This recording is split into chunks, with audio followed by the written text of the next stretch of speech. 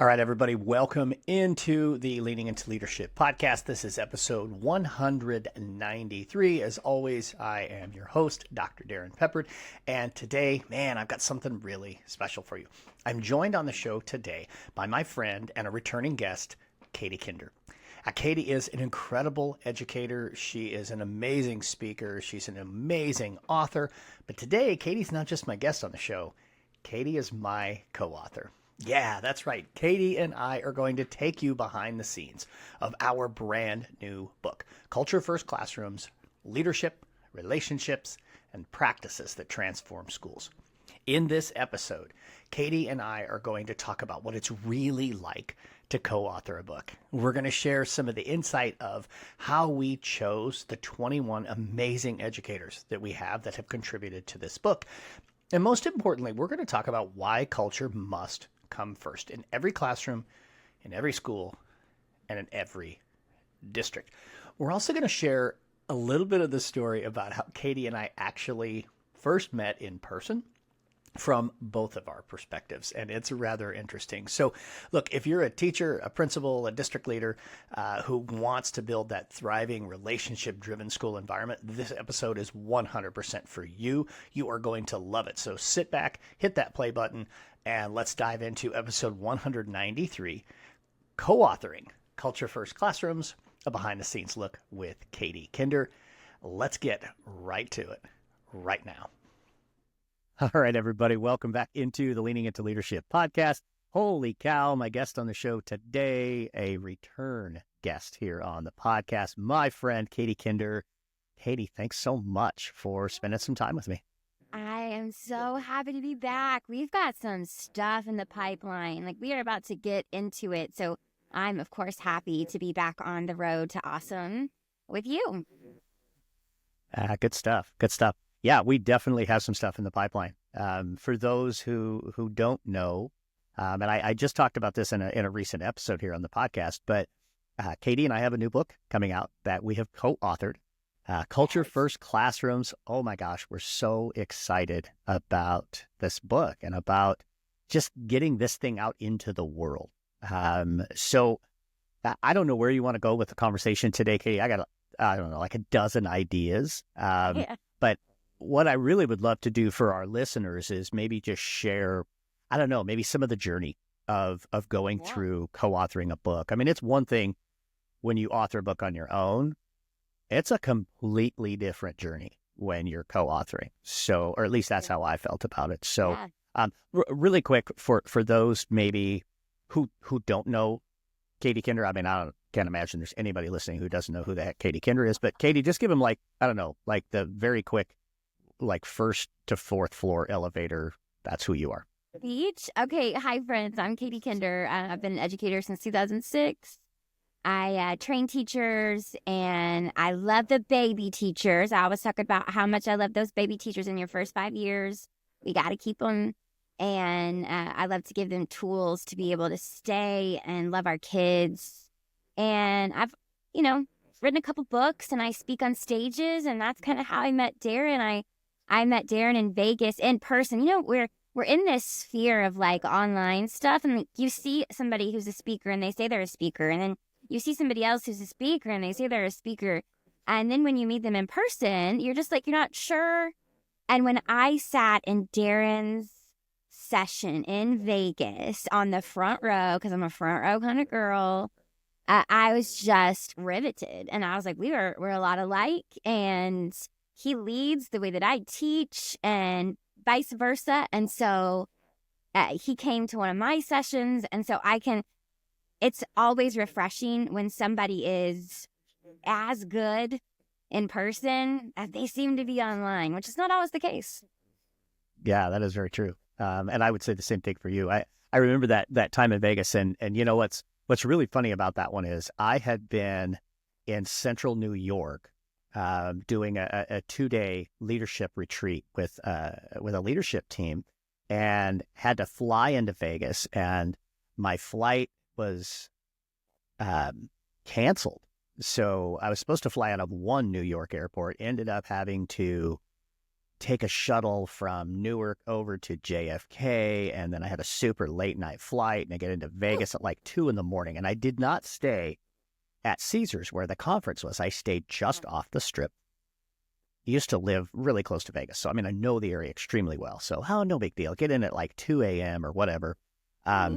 It's like a 1.5 mile walk from my hotel to down to Caesars. No big deal, right? Except it's the middle of July, so it's like 8,000 degrees in Las Vegas. And I had just got into Caesars and back to the conference center, and that's when I ran into you and Charles right away. And I'm just like dripping sweat. I'm like, this is the last first impression I would have wanted to make, right? Because I'm hauling my backpack, and I mean, I was just, that was wasn't the best first we're impression. human. He said Charles, who's also a co-author, and he's known worldwide as the Velvet Voice of Education. And we were excited to meet you because, of course, we had been seeing you online and can't wait to like hook up and take a picture. And we also got to sit down and have, I think, a meal together with other speakers, which was also is a core memory for me. And just that you were helping us because you've been at it a little bit longer than me. And so I was just peppering you with questions, and you were precious, and I appreciate it. And so that's kind of where we really started the journey. And then from there, we've shared spaces, and we did a session together in North Carolina that Darrin is keynoting here in a couple weeks. And then we were like, we should write this book. Like, this is going to be a book. And that's kind of where it started. Yeah. Well, and I mean, just one more thought really quick on Vegas that just really showed how in alignment you and I are. I think I went to your session before mine, or maybe I went before you. I don't remember the order, but I remember you jumped up on the chair, and I'm like, oh my God, that's a me move. I love this. Katie gets up on the chairs, and just that energy and the passion you have for education and for teachers, and man, I love it. And so at a point in time, folks, we just said, hey, we should write a book together. And I don't think we had any clue what we were doing when we said that. But certainly now that this thing's like, I mean, it's in editing right now. It is going to be live soon. I know. I'm already starting. Part of I guess being the publisher also. This is maybe good, maybe not. I don't know. But I get feedback much more quickly than I would if the editor didn't live in my house. So I mean, she's already shared a couple things like, I think we gotta work on some structure. Yeah. She is Roe Dawson Publishing, not me. That is 100% her. She's awesome. So okay. So let's talk about this. Let's talk about how we came to a focus on classroom culture. In my memory on this, and you can fill in the fuzzy parts for me, I had started teaching this classroom management course, and I'm like, I want to do something on classroom management. And I don't teach the course based on management. I teach it on culture. And I know that's something you and I are both really big on. And it seems like it just kind of took off from there.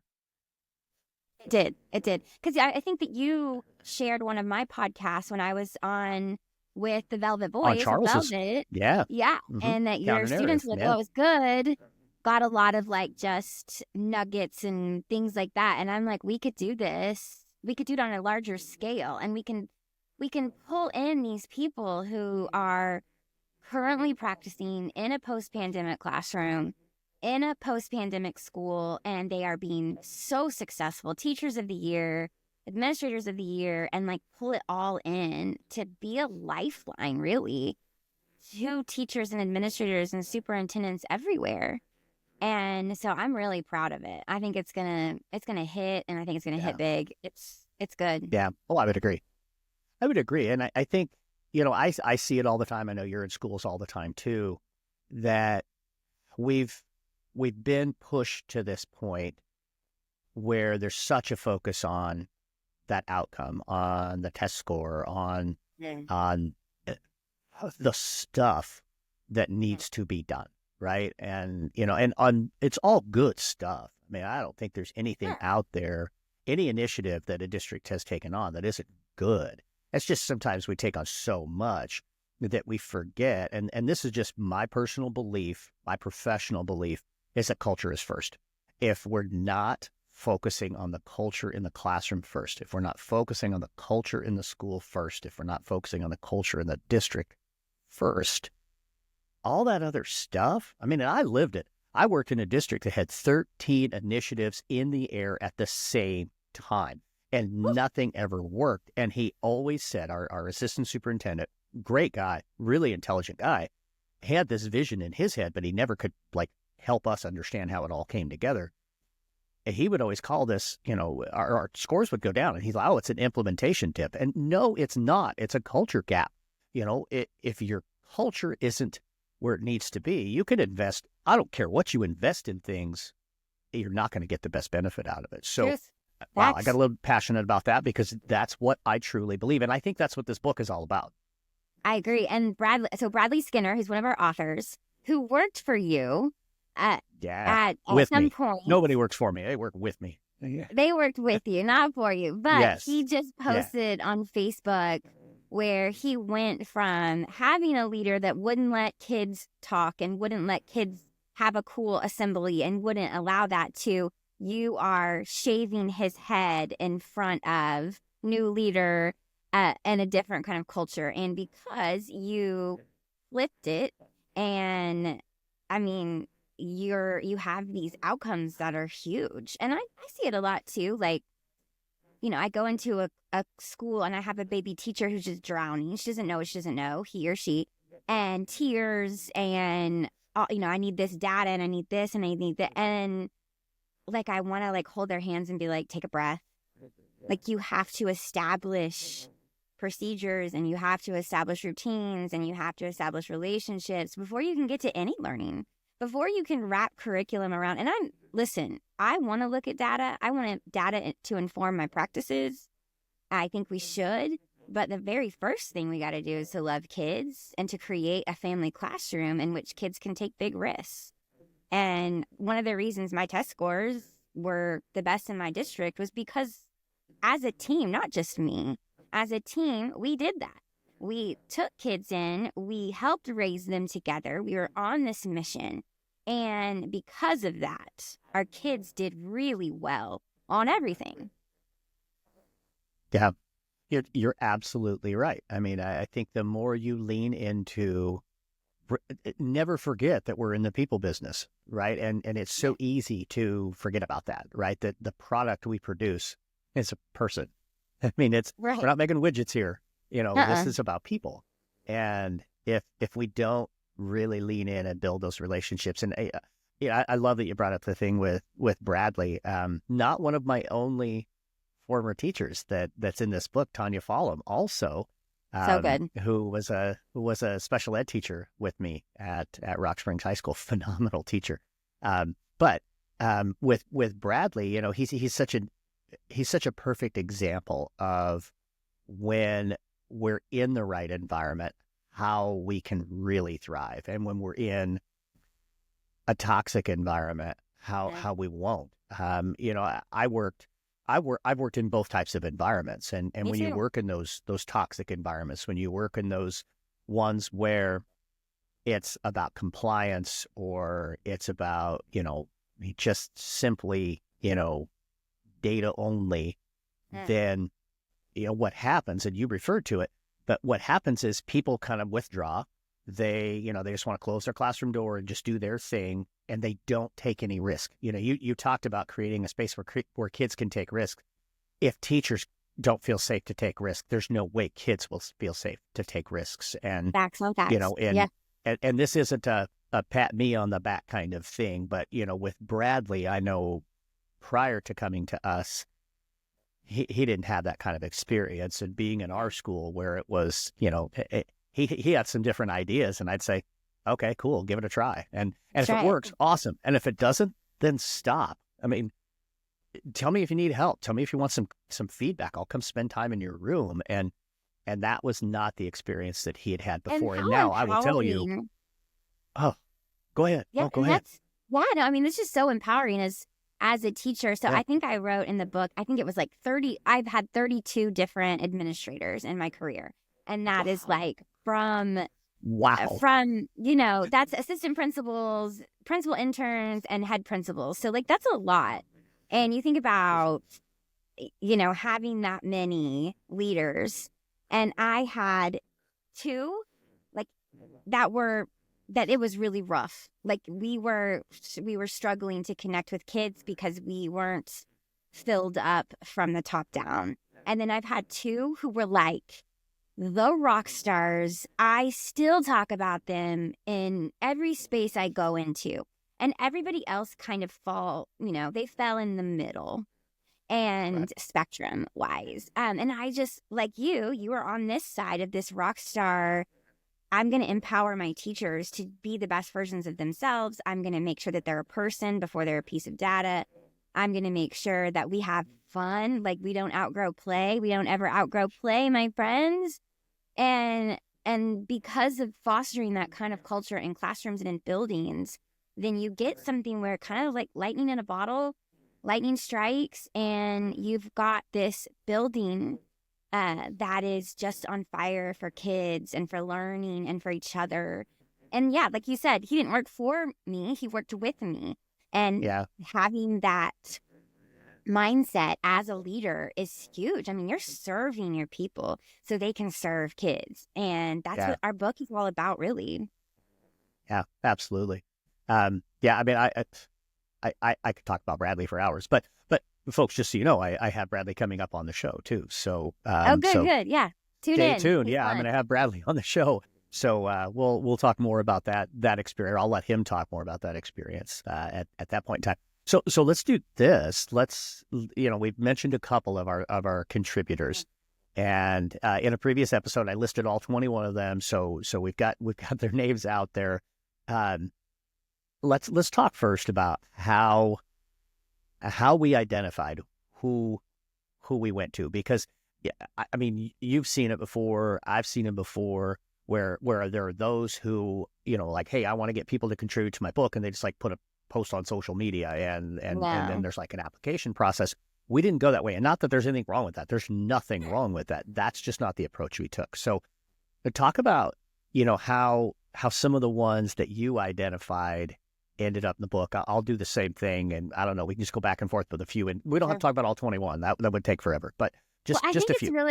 I think it's really cool that we know that teaching is artistry and that leading is artistry and leading districts is artistry. So we are not carbon copies of each other. Like I'm not going to be Darrin and you're not going to be me, although we have very similar ideas about education. Like you're going to teach a class way different than I would step in and teach a class. And I think it's really empowering to know that you can have these phenomenal teachers who are winning awards, winning teacher of the year, admin of the year, and their approach is vastly different.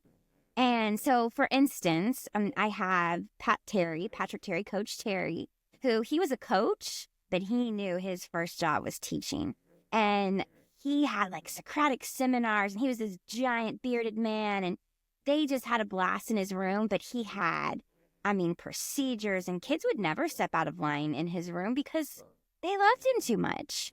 And then you come to sweet Tiffany Doris, who I was her instructional coach for some years, and she is just precious. And they would never step out of line because she's just way too precious. But she runs a tight ship. She's got innovative practices. I think that's really cool that in the book we see that we are not carbon copies of each other. There are lessons in there. The toothpaste lesson, which is so fun. From Jackie. Oh, Jackie, oh my gosh, Jackie has this lesson called the toothpaste lesson. You got to get the book and read about it.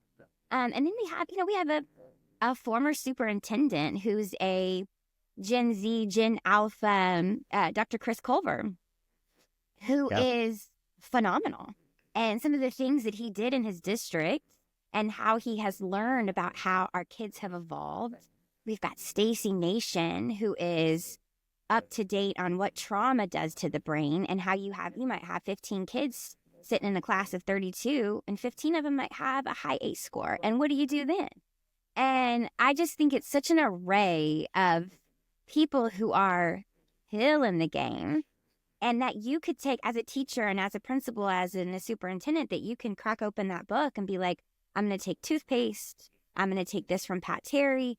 I'm going to take, and I'm going to know how Gen Z and Gen Alpha are being raised, and I can create things around that. And so I think it's going to be a lifeline.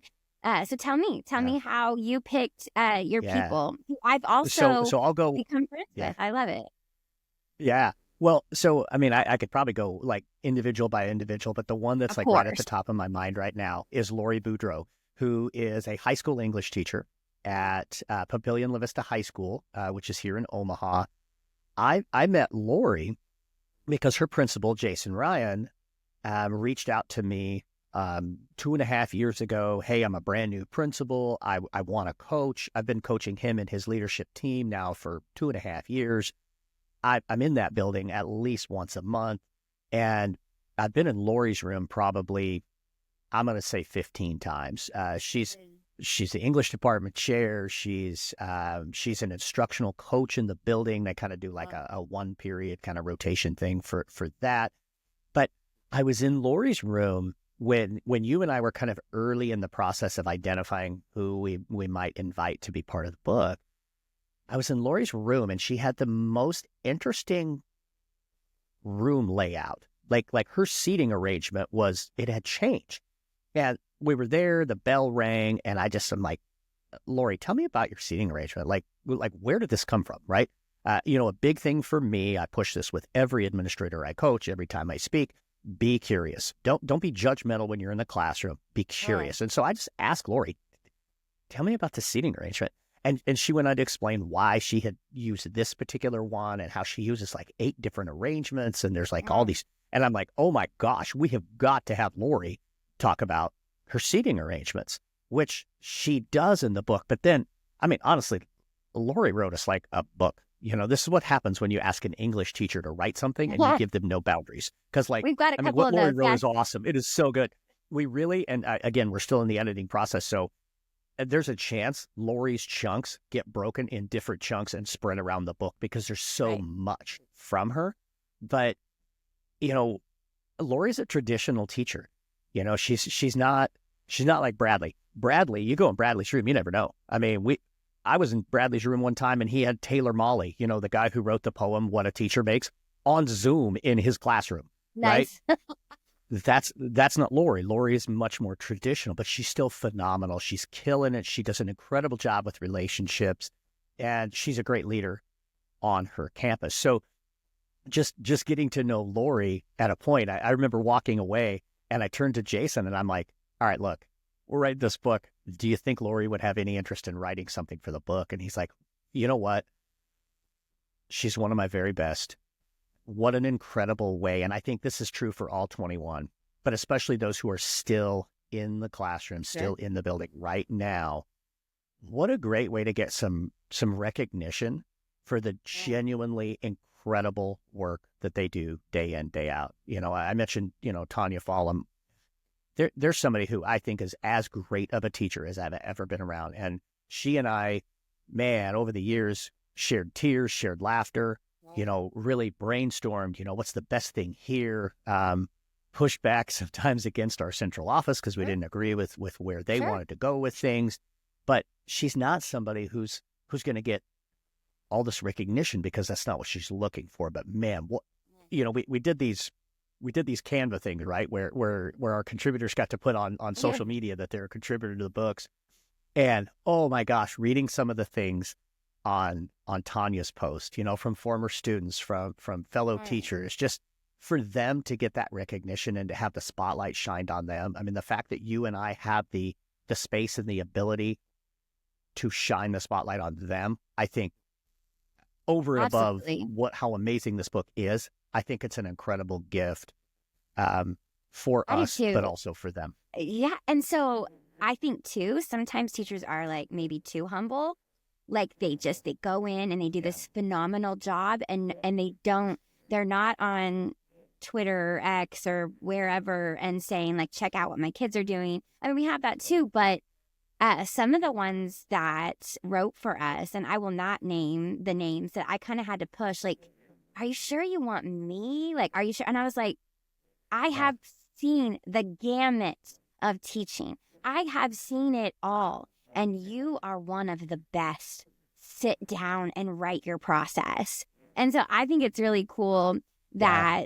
that we get to do that as well. Like, sit down and do it. No, I have seen it and I know. And still, they're like, are you sure? I don't want to brag. Like, no, you're not. Yeah. You Yeah. are Oh, we had a few getting. bow out, and I think it was that We exact did. reason. We Yeah. did. And it's too I bad hate because, that. man, those ones who bowed out are like, oh my God. They I mean, did.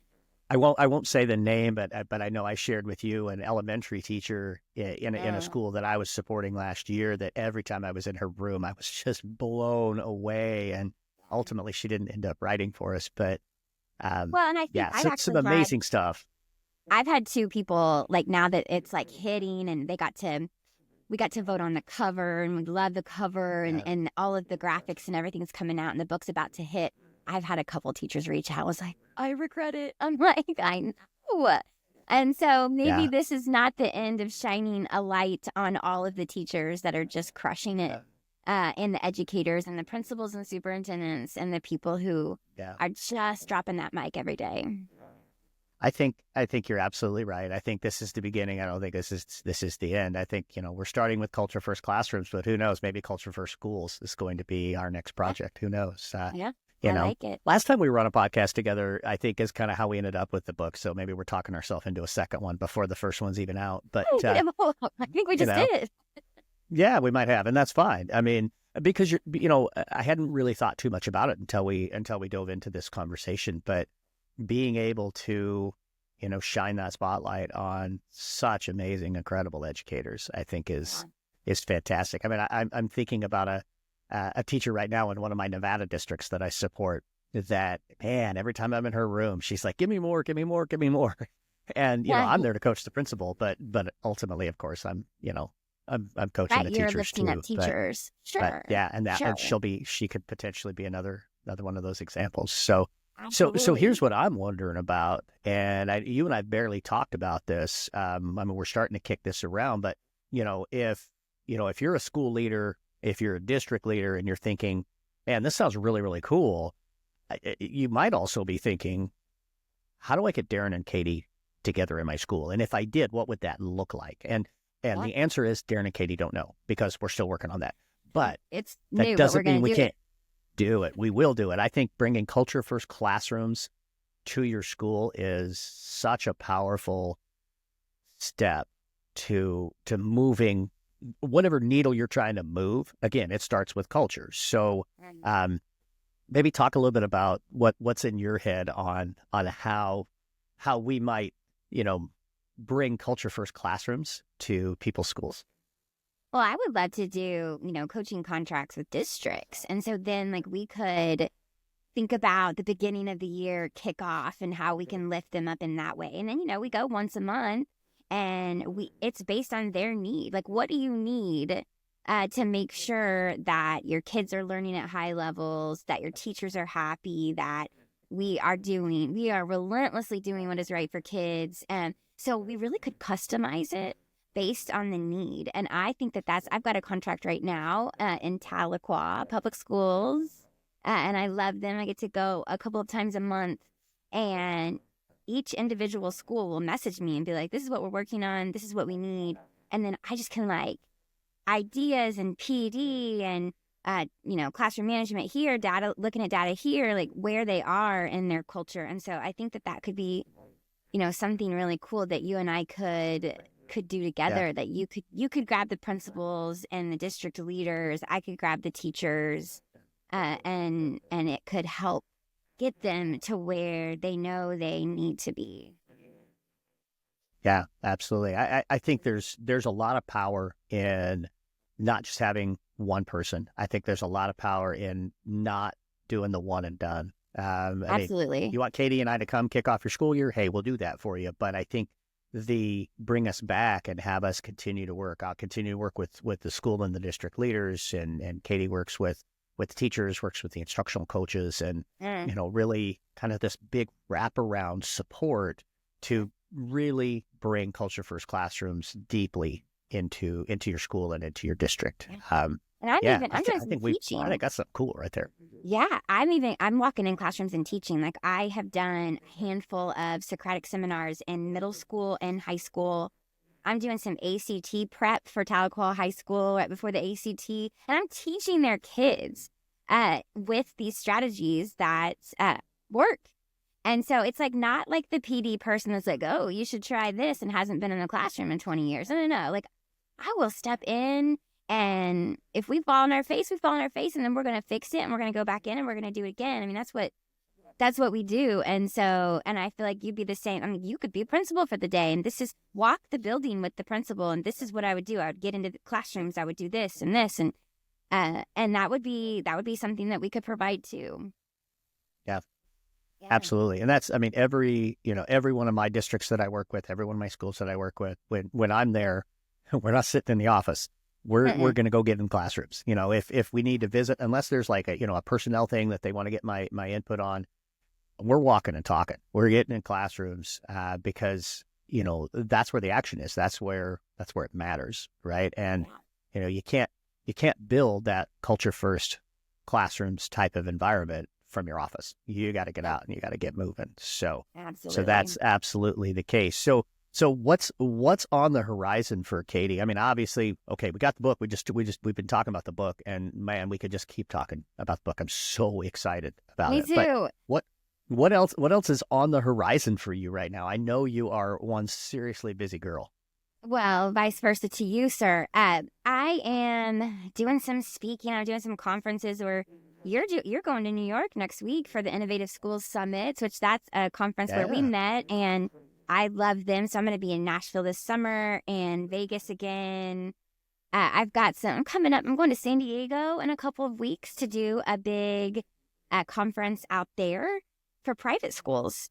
And I'm doing their keynote and doing some breakouts and just, loving the teachers everywhere. And I'm doing a lot of stuff from Montana, just getting out there in the world and loving the educators, keeping them in this noble profession because we need them. And that's something I really love too. Like I've got teachers all over the nation that will message me and say, this happened today. What would you do? And it's an honor. I tell them, I give them my phone number. I give them my email address. They have me on social media. I'm always like, you can slide into my DMs and ask me anything. And they do. And I find it to be an honor. I don't work for their district. I am not their PLC partner or their evaluator. Like I can literally be an island of safety and information for you. And so come, bring me your heart and your sad and let's talk about it and let's brainstorm together and let's do what's best for kids. So that's what I've got coming up. Nice. No, I think that's awesome. What about you? What do you have going? I know you're hopping a plane tomorrow. I do. I get in a plane in the morning. Well, we're recording this on a Tuesday. There's a big snowstorm coming through tonight, so we'll see. Tonight. I mean, I don't think it's going to be too bad. I might end up getting stuck in Chicago or something. Who knows? But yeah, headed to New York. Then, man, right from New York to Illinois to speak in a school on Friday. Back to one of my Nevada districts the following week. Then another Innovative Schools conference in Orlando in early March. Right. Or mid-March, and then of course North Carolina Mid-Level Educator Conference in Charlotte. I get to keynote this year, which is really exciting. And I don't get to go this year because I have a different gig, but I'm going to have either Dr. Chris Culver, or Charles Williams, or both. They're going to set up their phone live FaceTime. I want to see it. Oh, that's awesome, because the keynote that I'm going to do, I have to start building it, and I need to get your input on this, but I am going to keynote our book that day. They are going to have the book on site, so that'll be the first time that I think either of us will keynote this book. I know you'll be keynoting it as well, but I don't know. I guess we got to get working on that too. So there you go. I mean, there's just always more. Friends, you need to know this too. If you're not, like, you can't see it, that Dr. Peppard right here has my fake glasses sitting on his shelf. And so maybe should I wear them when I keynote? Yeah, you should wear them when you're talking about it. Or I'll at least bust them out. Yeah, I'll at least bust them out. Yeah. Because I throw out fake Katie Kinder teal glasses wherever I go. And Of course, Darrin has Marketing some. genius, by the way. This is marketing genius. Those of you who are just listening, we're talking about these teal glasses that if you follow Katie on social media, you will see, like, I don't even know how many thousands of pictures Katie has taken with people who have put these glasses on, but it is Like, I got people so coming to my brilliant. sessions like, I want the glass. They start fighting over the glasses, and it's so funny. But yeah, so you got this keynote coming up. You could pop on the teal glasses, but I am gonna have some of my people there. They're gonna film it for me so I can see it. Right on. Yeah, absolutely. Awesome. I'm looking forward to seeing, obviously, anytime I get to see Velvet, it's great to see him. It'll be great to meet Dr. Culver in person for the first time. Honestly, that NCMLE conference, what David James and Kim Lynch and the rest of the crew have developed with that conference is out of this world. And there's one heck of a crew that's going to be there at the end of March. I have so much FOMO. We're definitely going to miss Katie, but FOMO. yeah. And another one of our co-authors, Andrea Bittner, will be there. Oh, yeah. So another one of our contributors. So yeah, it'll Such be a great conference. So, it really is. Yeah. It really is. So. And well, I'm folks, not friends. I'm not going because I have another gig on that day that collided with it, or I would be there. So as they're posting, because they're so good at posting things, and they're posting all of their people that are going, and and I just have so much FOMO. I'm like, hi guys, like I'll miss you. Yeah, it'll be a bummer that you're not there this year, but. We're going to see each other in Nashville. We'll both be at the Innovative Schools Summit in Nashville. And hopefully our, time there will overlap so we can spend a little bit of time together. Yes. And get another selfie and get to hang out a little bit. And I don't know, start talking about the next project that we're going to work on. So it's going to happen. Because I'm sure something's coming. So all right. Katie, thanks so much for jumping in and spending some time with me here on the podcast. Again, folks, the book is coming out super, super soon. We're really excited about it. It's going to be out in March. The full title is Culture First Classrooms, Leadership, Relationships, and Practices That Transform Schools. Oh, man, my amazing co-author, Katie Kinder. Thank you for joining me here on the Leaning Into Leadership podcast. I'm so excited. Bye, everyone. We'll see you soon. All right. Once again, man, I can't say enough about how much I appreciate my friend Katie Kinder coming and joining me here on the show, coming and spending some time with me and sharing with all of you the passion, the excitement, and the purpose behind our new book, Culture First Classrooms. So again, Katie, thanks so much, folks. If you don't follow Katie, if you're not connected with Katie, hit the show notes because you'll find everything you need right there to get connected to Katie. And now it's time for a pep talk. Now, I realize this is a midweek episode, and very rarely on midweek episodes do I do a pep talk, but I wanted to go ahead and just share this simple thought, this simple piece that's on my mind. I talked a lot about culture over the last couple of weeks with the different speaking engagements and different school district visits that I've done, and I just simply want to issue a challenge.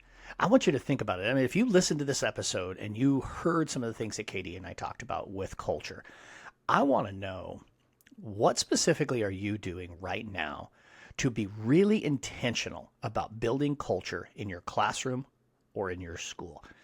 I want you to take a step back. I want you to spend just a couple of moments and really reflect on what it is that you are doing intentionally to build the culture that you want to see in your classroom, build the culture you want to see in your school, build the culture you want to see in your district.